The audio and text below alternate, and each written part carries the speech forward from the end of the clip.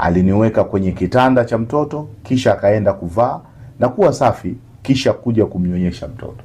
Aliporudi alikuta chatu amejiviringisha kwenye mtoto, amejifunika kwa mtoto, yani ameviringisha ule mwili wote kwa mtoto. Unamjua chatu? Ndio. Anasema hakuweza kukaribia kwa sababu ya chatu, hivyo akatoka mbio. Wanakijiji walikuja wakaizunguka nyumba, baba yangu alikuja maeneo ya nyumbani, waliweza kumuona nyoka na hakuna aliyeweza kuingia ndani.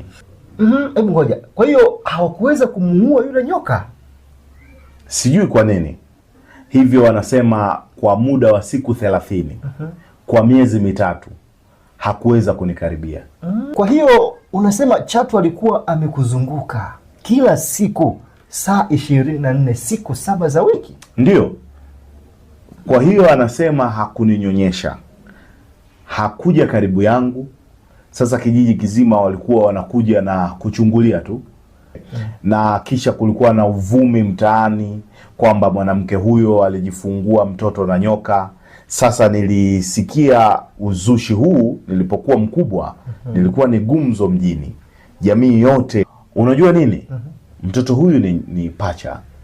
Walisema yeye ni pacha na pacha wake ni nyoka. Lakini mama yangu alisema hapana, si kweli, sikuzaa nyoka. Nyoka alikuja tu niliporudi nyumbani. Sasa sielewi jinsi hii ilivyofanyika. Kwa hiyo baada ya miezi 3 baba yangu aliondoka.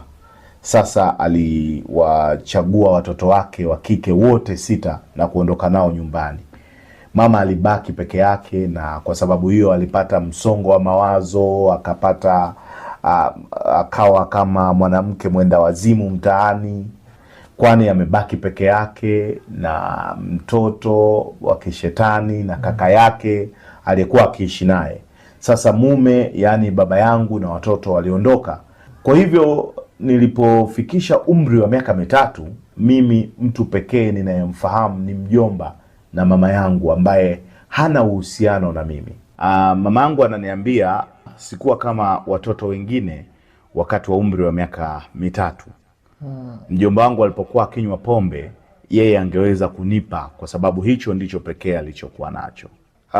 Kama ilivyokuwa jamii yote, ndugu na jamaa, hakuna mtu aliyekuja nyumbani kwetu kwa sababu ya kauli ya wanajamii, maneno ya wanakijiji. Katika nyumba hiyo kuna nyoka na kuna mvulana ambaye alizaliwa nayo.